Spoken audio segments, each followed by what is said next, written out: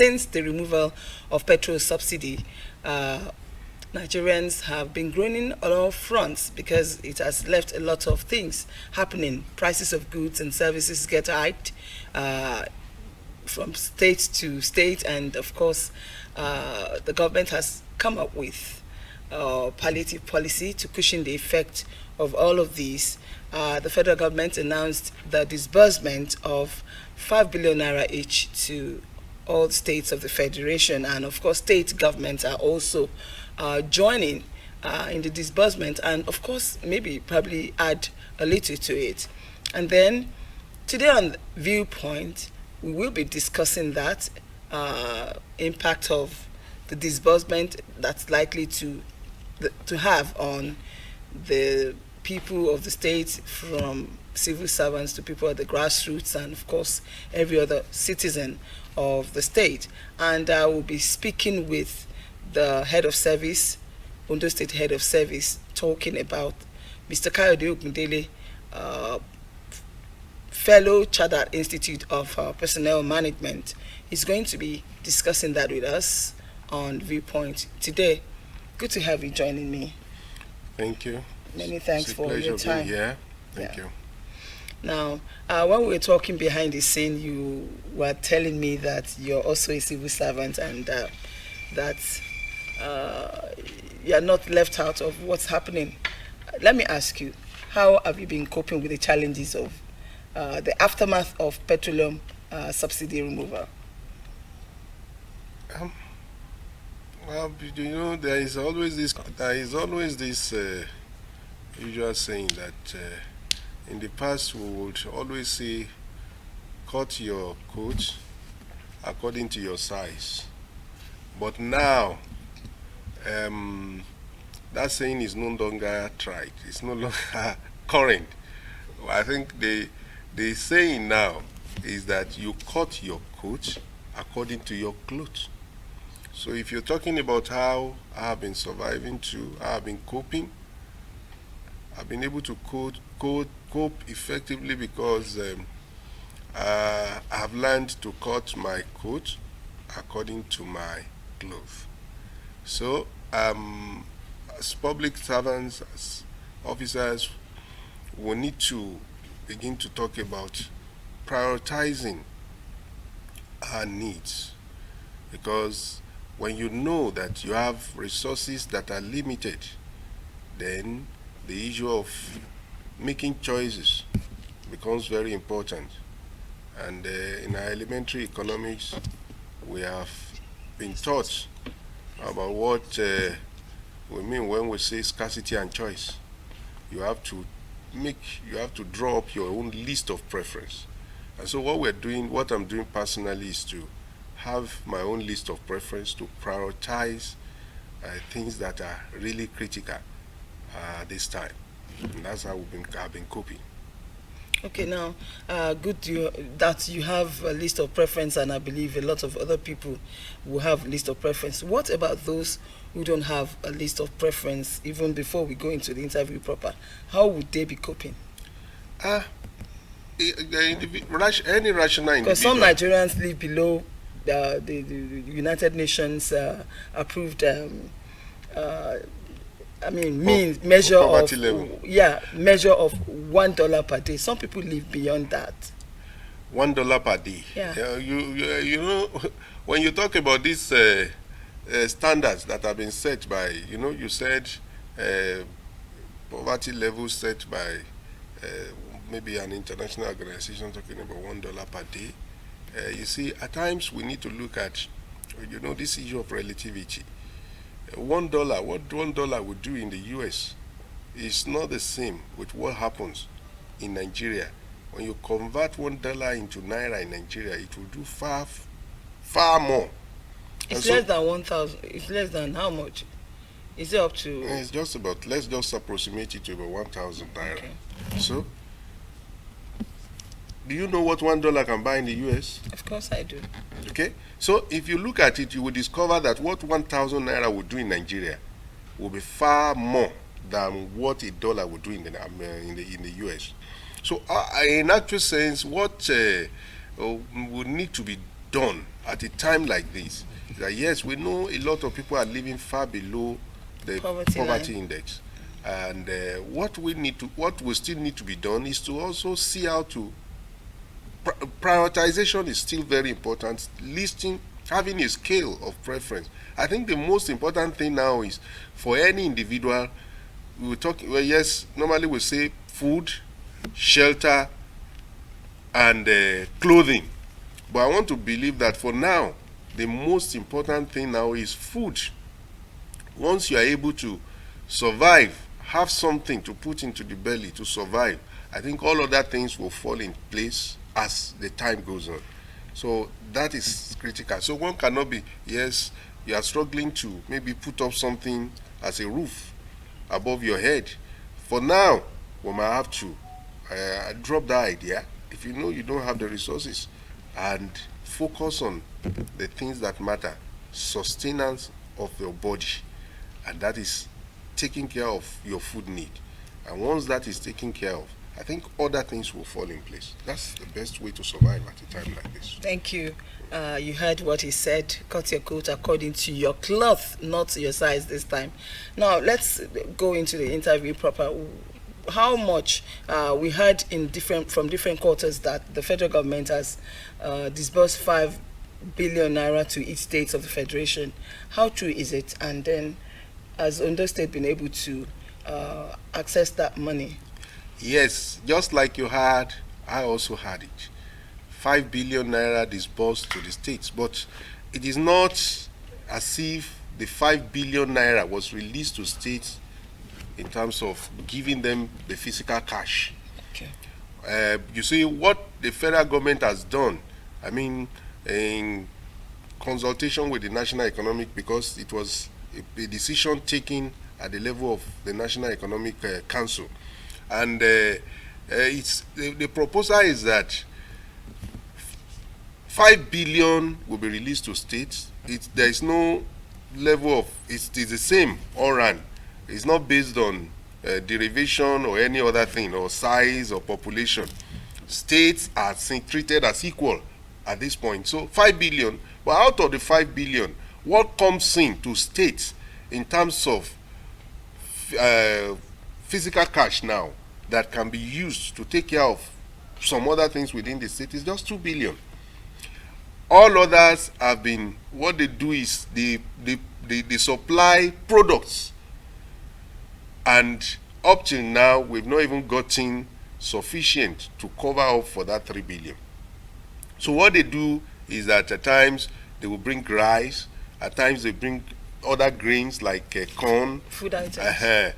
They've not brought even food items in actual sense. I think they've been bringing grains, rice, corn, and apart from that, they bring some other materials like fertilizers and some other farming inputs. And what this state has been doing is that for the rice that has been brought into Ondo State, we have tried as much as possible to do more than double in terms of purchasing to fill the gap. So what the committee, the palliative committee, has been doing is that we've been buying to also subsidize. So at the end of the day, if for instance 6,000 bags were provided, because initially what the federal government said they were going to do was to give each state 81,000, a little over 81,000 bags. But at the end of the day, when the supplies came in fact up till now, I'm not sure any state has gotten up to 12,000 bags. So what Ondo State has been doing is to go ahead, meet some local suppliers who have been assisting us, who have been supplying to make up for the number. And apart from that, we have even gone ahead, because when you talk about the 2 billion that was released, what was the focus? What was our own goal and objective? Our goal and objective was to ensure that the money that was sent to the state circulates within Ondo State, so that it's going to help us to also reflate the economy of the state. So what we've been doing in essence is to see how we can use this money to get local suppliers to supply food items. So we are not only going to depend on rice. For now, the palliative committee had actually started distributing rice. But that is not to say that that's all that will be distributed. In fact, we've gotten supplies of all some other food items. We are talking about food items that are usually consumed in Ondo State. Like the corn that the federal government is bringing now, what has been done is that we've been using this as a subsidy to our poultry farmers. The corn has been going to them because they needed it. The poultry farming business is one area in Ondo State that we know has actually been assisting the economy of the state, and it will be very disastrous to allow that business to collapse completely. And what we know is that supply of corn is one of those very important ingredients in the production of animal feed. So what the state has been doing is to give them this corn, and it has been given to them free. And apart from that, we have been acquiring other food items. What we do is that, in fact, we've actually made a kind of arrangement with the local producers: yam, cassava flour, plantain flour. We've been talking about gari. We've been talking about pupuru. All this local food that we consume in Ondo State, we've been contacting people who are producing these things, and we've been asking them to supply in large quantity. So what we are doing in essence is to ensure that we empower our people with what has been given to Ondo State, and as well as assist in feeding the populace. So the first phase, which is the distribution of rice and the giving of corn to poultry farmers free of charge, has commenced. We are getting into the next level now, when we will begin to distribute other food items in packages to households in Ondo State. The goal of the committee is to ensure that we reach about 1 million households. That at this very critical time, like I said earlier, what we are considering is that we want to ensure that the most important thing, which is food, is made available to the populace of Ondo State. You talked about farmers getting inputs, and of course people of Ondo State. How are you going to reach the beneficiaries, and who are these beneficiaries? Because when we talk about palliative distribution, we'll also be looking at what happens in the grassroots. How will the people in the grassroots be reached? Thank you. Then who are the beneficiaries? How are people going to Thank you very much. That's a wonderful question. Actually, the committee had what we did at the inception was that, one, after the committee was set up by the Executive Council of Ondo State for the implementation of palliative program, the committee also went ahead to actually set up local committees at the various local governments. And what was done was to ensure that these committees at the various local governments comprised of the critical stakeholders at the various local government. One, we are talking about traditional institutions, we are talking about civil societies, we are talking about what do we call them, religious organizations, and we are also talking about people who represent maybe one vulnerable group or the other. So all these are people that actually made up membership of the various local committees. I've not even mentioned the case of local government bureaucrats who are also involved. So all these were brought together. Members of the State Assembly who are representing the various constituencies in the local governments are also involved in the committee, and we also have members of the State Executive Council. So it's a robust committee, and what we gave as mandate to them is that they should go into the grassroots, because they are the ones, particularly our assembly members, they are the ones that knows their constituents. What they do is they go into the grassroots, generate lists from the grassroots of the people that we can refer to as vulnerable. And what they have done is not, the generation of lists is not based on party. No, it's not based on maybe closeness to a government official. It's purely based on objective assessment of what they know in their various communities. So the generation of lists started from the communities themselves.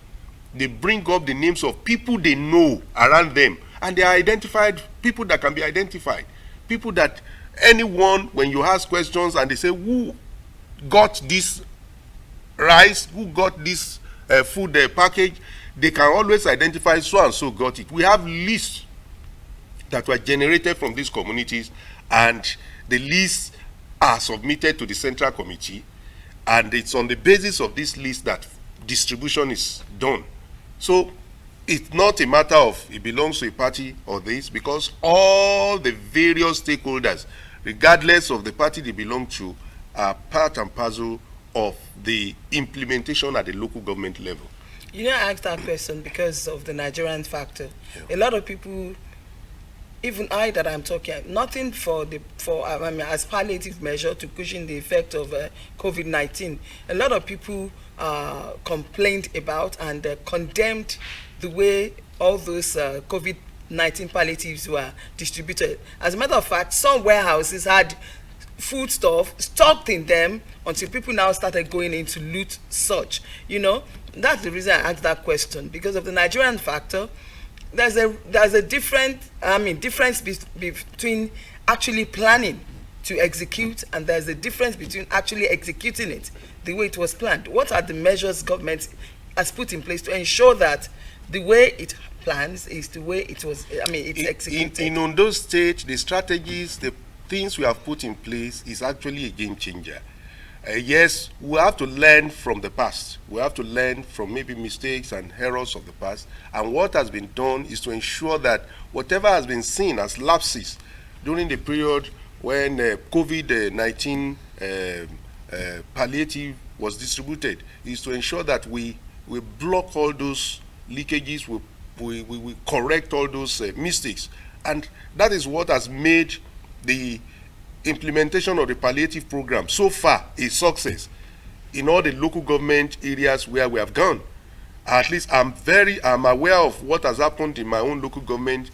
So far, we have done the distribution of food items, the rice, to members of the community, the people we refer to as the vulnerable in my local government. And that's not only, in fact, the day the program started, about 5 local governments had trailers with rice allocated to those local governments, moving from the various warehouses in Akure, the state capital, to all those local government areas.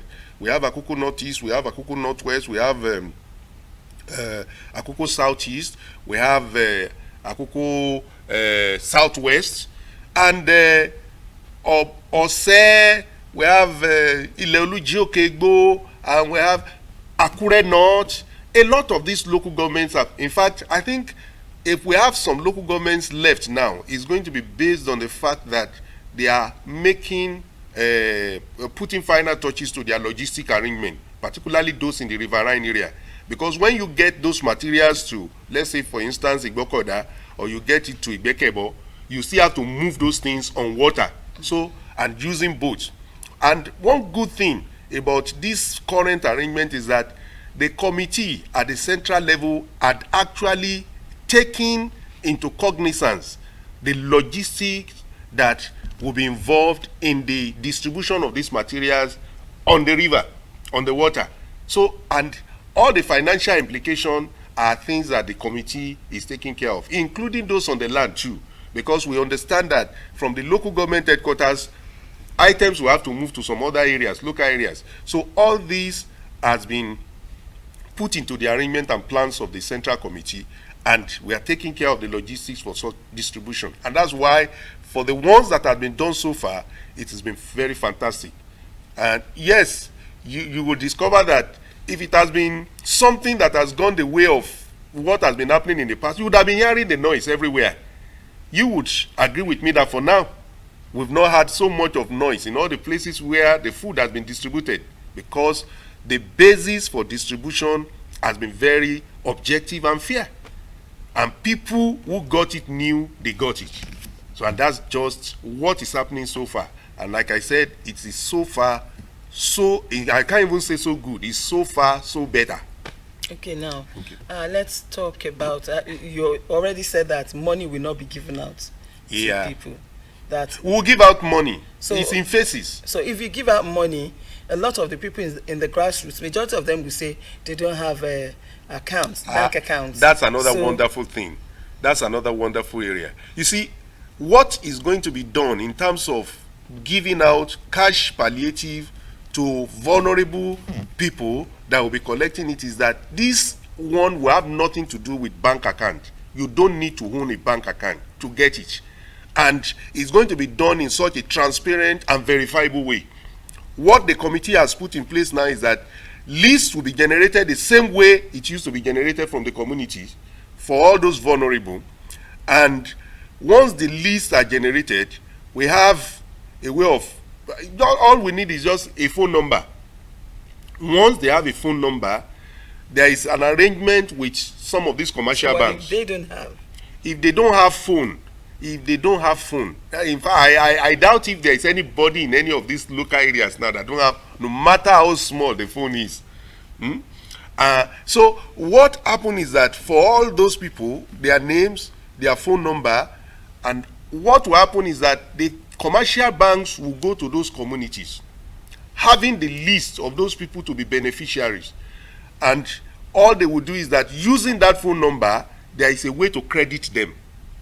And once they are credited, they will just have to go to, in fact, for the first bank now, who is going to operate that, they have first pay, or what do we call it? All these their own agents that will be on ground when those things are done, so that those people can just take their phone, show the alert, and then they will be giving the cash. So it's not a case of we going with cash, distributing cash to people. It's something that will be verified. They will see it on their set, and people can also check and see that they got alert for the money to be paid to them, and they will go to the agents, the money agents around them, to collect it. So it's a very simple process. Very simple process. A lot of reactions have trailed this palliative policy distribution from the opposition. Can we say it is politicized? I'm not a politician. I'm a civil servant.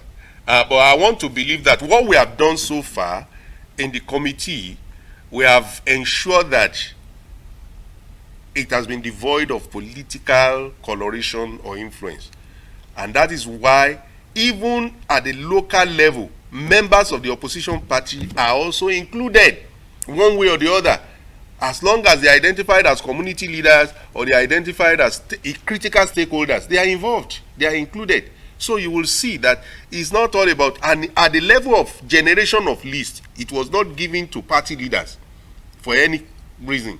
The committee that are set up at the various local levels are the ones that coordinate using the various wards and communities. You know, in our local areas, we have, you know, clusters of families and things like that. It's on the basis of that that the generation of lists came up. And that's what we're doing so far. It has no political coloration. This distribution doesn't know APC, it doesn't know PDP, it doesn't know Labour Party, it doesn't know anybody. It knows citizens of Ondo State who are vulnerable. In fact, people who get this distribution does not necessarily have to be indigenous of Ondo State. But the issue is that as long as they are resident in that area, they are qualified. Now, you're the #1 civil servant in the state. Of course, since the petrol subsidy removal, prices of goods and services have skyrocketed, and civil servants are at the receiving end, because now the right seller would increase the prices of whatever they sell. All the traders are saying, this is how much I bought my goods, this is how much I'm going to sell. Transporters, Okada people are also doing the same. So the salaries of civil servants, the wages remain, and what's their lot? Civil servants, particularly civil servants in Ondo State, have actually, you know, they've been having it so wonderfully well so far. One, when we talk about this palliative implementation, I think the real implementation of palliative started with the civil servants. because immediately we discovered that the cost of transportation is becoming so unbearable for public servants. What we did was to mobilize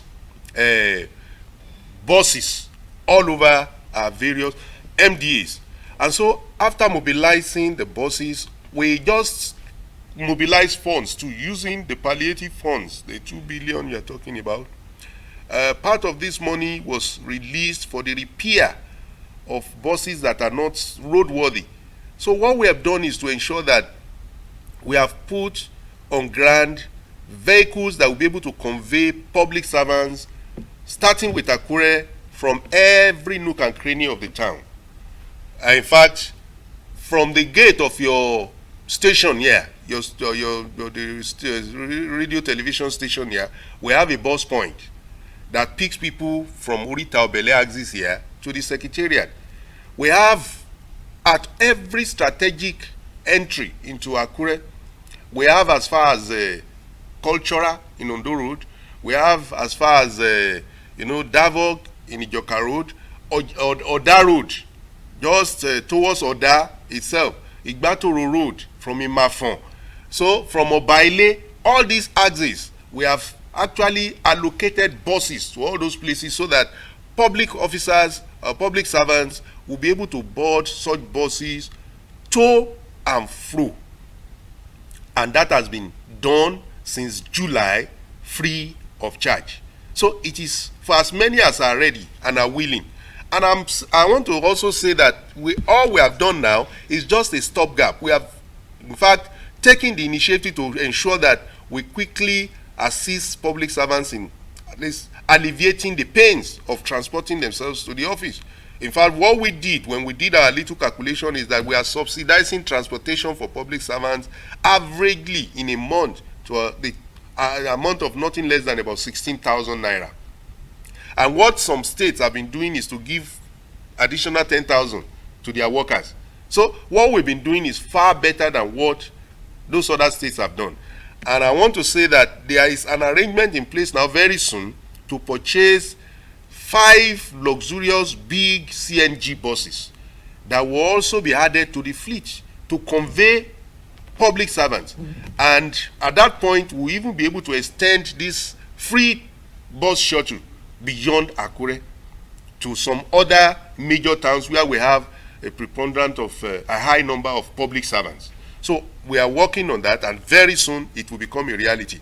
This arrangement will be in place until we are able to assure ourselves that public servants, maybe in terms of their salaries, have been raised to the point where they can take care of themselves in terms of transporting themselves to the office. So what we're talking about is that the palliative committee has put in place structures that can take us till December. And I want to believe that by then, some of the issues we are having now in terms of raising of salaries and allowances for public servants would have been taken care of. Okay, now let me go back. We are still talking about palliatives for public servants or civil servants. You know, in most states of the Federation, the minimum wage is not up to 40% in most states of the Federation. Now, a bag of rice goes for like over 40,000 naira, and a civil servant who is on maybe 36 or 30% minimum wage, how does that person cope? Thank you. You see, one of the things that is so wonderful that we have not spoken about in terms of all the palliative strategies and measures that have been put in place is the fact that for public servants, apart from the issue of the financials, we have to talk about the payment of this year. Now we have collected arrears of 2020 leave bonus because we see it as a way of cushioning the effect of fuel subsidy removal. We have paid 2023 earlier. I think the outstanding for some categories, of, not all, for some categories of public servants now is just the, what do we call it, the 2019, and it's not for everybody. Why? It's not for everybody. Some have been paid. I know some have been paid. So the rest would also collect theirs very soon because it's one of those things that has been put in place by the strategy, by the committee to ensure that we keep continuously solving problems, touching the lives of these people, plugging holes, and then ensuring that we alleviate the burden. But one thing I want to say is that there are some other things that have been put in place. Like one, there is an arrangement of farm gates at various local governments. That is also something that has been put in place. What we've done is that we have purchased some tricycles. And the purpose of purchasing these tricycles is that they will be distributed free to various communities all over the state. When these tricycles are distributed, some stakeholders, it's not going to be given to a party, it's not going to be given to a traditional ruler to run.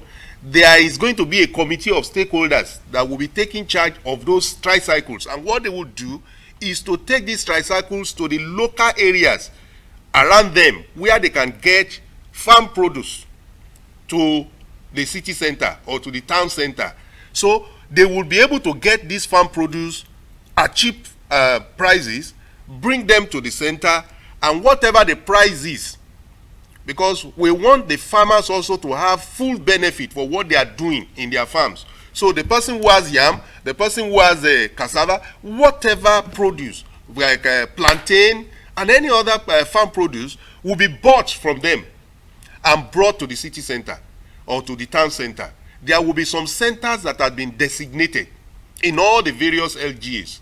And what we'll just do is that the state will be subsidizing whatever the price of those products are. And that's the way that civil servants also can benefit, because what we are doing in terms of farm gate is not only for vulnerable, or it's for everybody. But that's going to be on a short time, because civil servants are supposed to get, I mean, maybe short term, whatever is being done, yes, maybe on the short term in terms of, it's going to be a short time in terms of, yes, we know for now the salaries have not been increased. Okay, now I'm talking about the minimum wage now. Yes, the minimum wage is something that NEC, the National Economic Council, is working on. The federal government has set up a negotiating committee that is discussing with the various labor centers. And they, like the TUC said recently when NLC said they are going on a warning strike, the TUC said they are not involved because they are aware that the federal government has been engaging them, and they are still in discussion on what to do as it relates to the minimum wage. So it is obvious that the minimum wage is something that the government is looking into, and very soon we would hear the result of what the negotiations are. Thank you. So let's talk about the shuttle buses now. They've been off the streets for a while now, and we are hearing from some quarters that they will be back. At what cost, and how soon will they be back? What the shuttle buses will be doing now is to also remove the cost of transport for pupils going to schools. I want to say that you asked when will it start? It's starting as soon as our schools are resuming in Ondo State. We have already started working on those buses, and I think we are almost getting to the final stages of at least test running test running what has been done, because we have brought in parts for all those buses from their manufacturer, and their technicians have been working with our own officials to ensure that those buses are put in right condition before the school resumes. So I want to assure the public, members of the public, that as soon as schools are resuming for this new session, the shuttle buses will begin to convey pupils to and from their schools. The routes are still the same. In fact, one thing that we have done now is that we have also enlarged, or we have also expanded the routes. In the past, there were some local governments that were excluded. There were some local governments that were not, involved. But now, what we have done is that every local government in Ondo State now is involved. Every local government would have the privilege of enjoying the shuttle buses. And one good thing also is that once the CNG buses, the 5 luxurious buses that I said will be bought, once we are able to stabilize the transportation of public servants, those buses will also be transmitted to the school shuttle program. So it's going to enhance the program. Thank you. For the past few minutes, we have been speaking with the Ondo State Head of Service, and in relations to the palliative measure that government is putting in place. at either the federal or state level. And my guest has been Mr. Kayode Ogundele. You spoke at length about palliatives for civil servants. Of course, you spoke about the leave bonuses that have been paid, and that there are still some that will still be paid to those who have not taken the 2019 leave bonus. And then you also spoke about some other palliatives that may come to them if they key into it. That will come. Yeah, and aside those ones and the buses, what are the concrete things that they should expect? Because I don't think the civil servants are classified among the vulnerables. Yeah, they are not classified among the vulnerable, but like I said, the farm gate arrangement is one of the ways to help them. And we have also taken cognizance of the fact that whatever is going to be supplied at subsidized rate in terms of farm inputs is also going to involve civil servants who have small holding in terms of farms, maybe in their backyard and things like that. So all those farm tools, cutlasses, fertilizers, and some other farm inputs would not exclude civil servants. I've spoken about the farm gates where they would be able to go and buy food at highly subsidized rates. And apart from that, you see, for even our retirees, most of them would have started telling you that they started receiving alerts to also augment, to add to what they are getting as their monthly pension.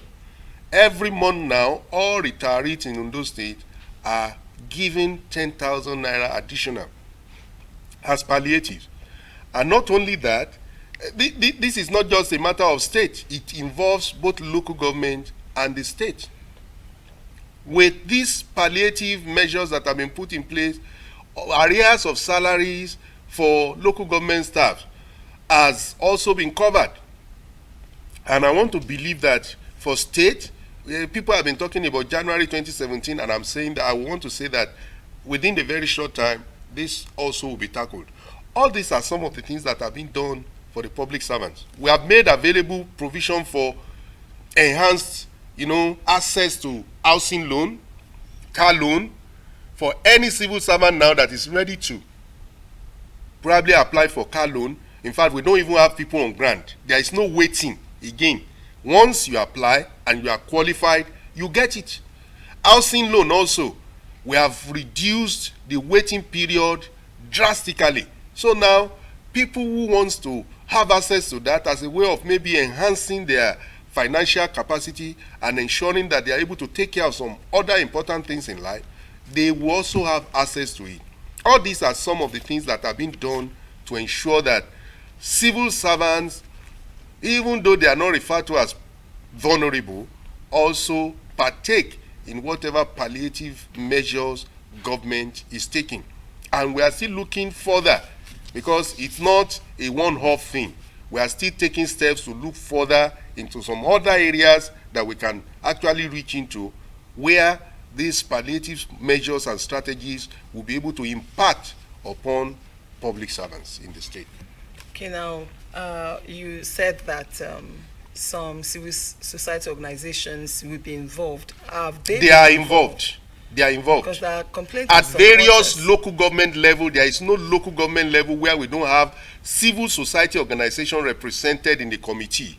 The list of members of the committee at the various local government level were generated at the state level by the CSOs themselves.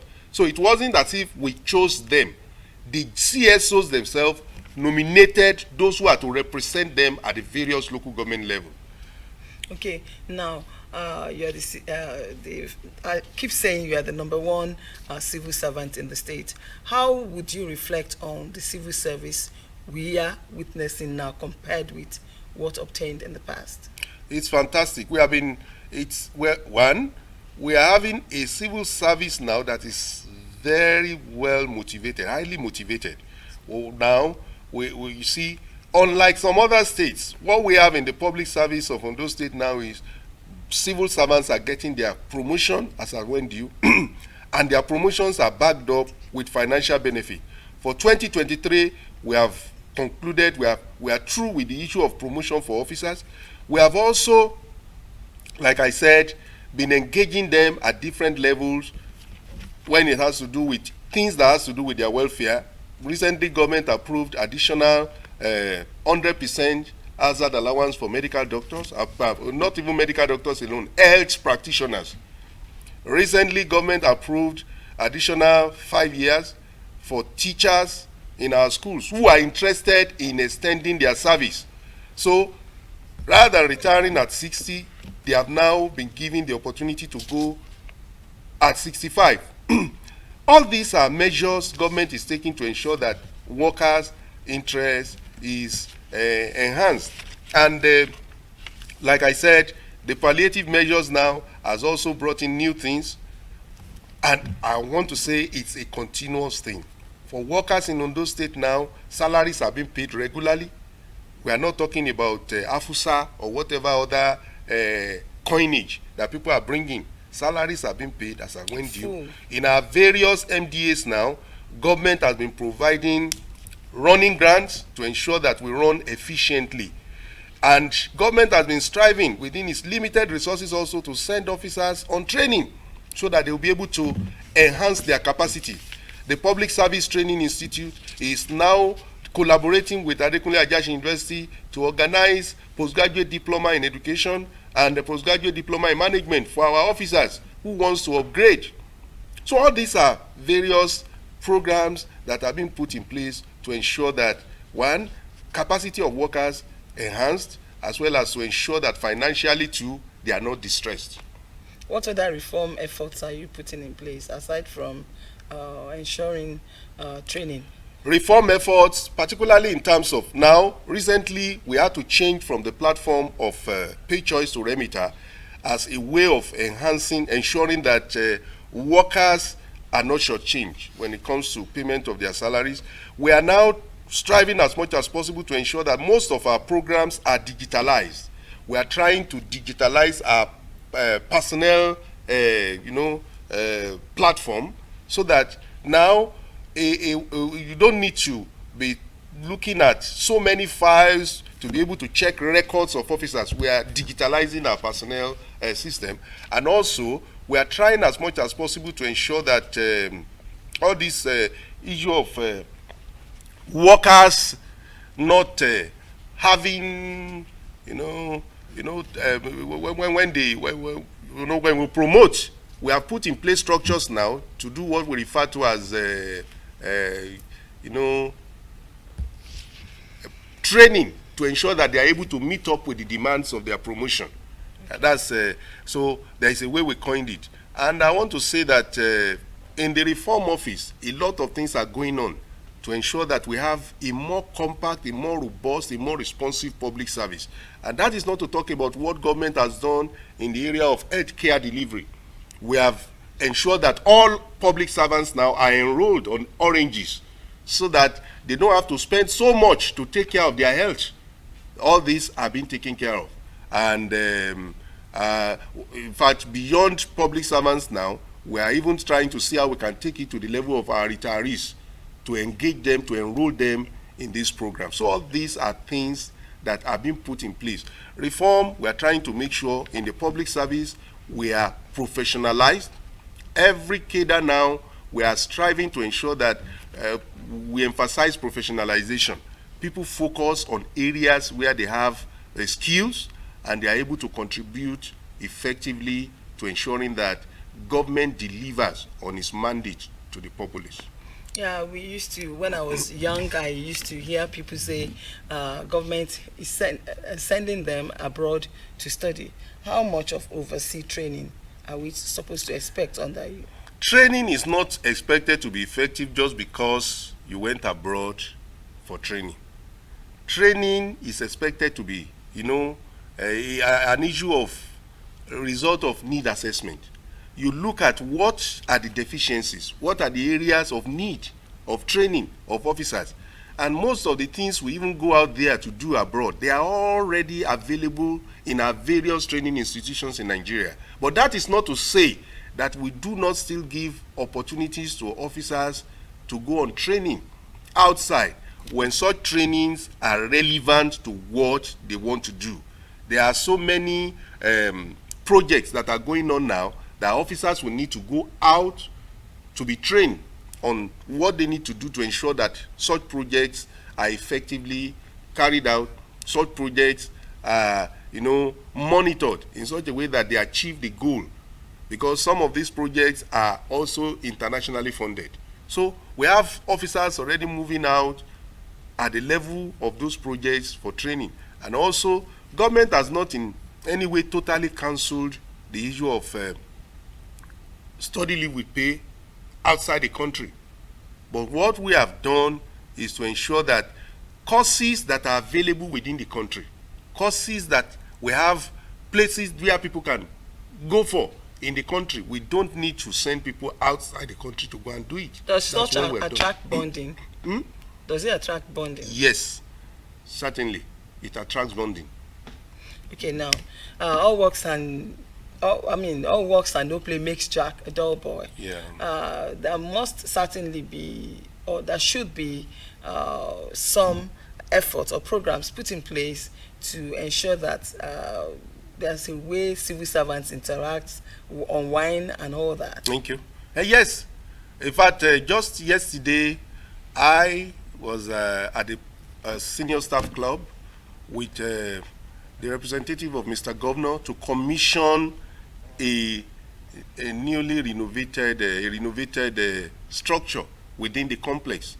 Government is making giving all the necessary support to ensure that public servants are also having opportunity and avenues to unwind, to relax.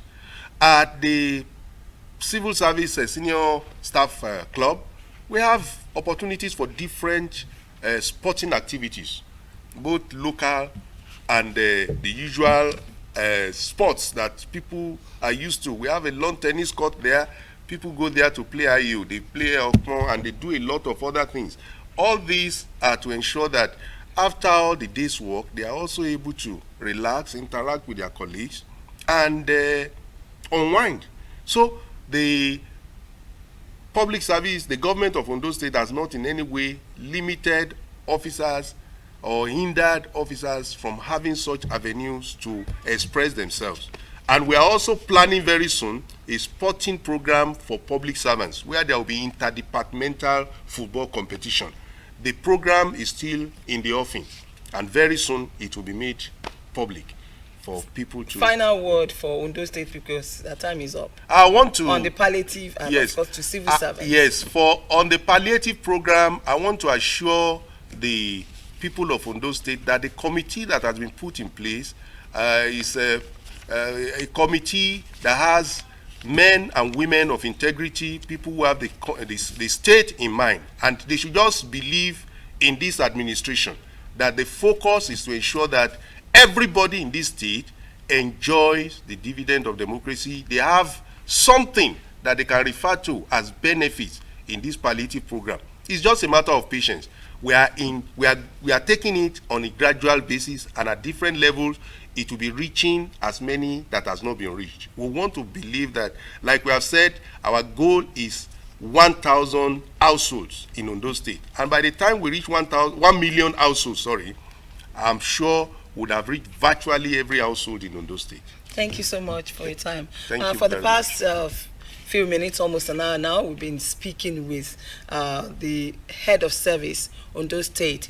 That's talking about Mr. Kayode Ogundele, a fellow of the Chartered Institute of Personnel Management, and he has spoken extensively on government's plan to ensure that the palliative policy is successful, and of course on what workers are still should expect to enjoy as civil servants. That's a package for today on Viewpoint. It's been nice having you around. Thank you very so much. It's a pleasure being here, and thank you for inviting me to be here. Kamade Bimpe Akindele. Bye for now.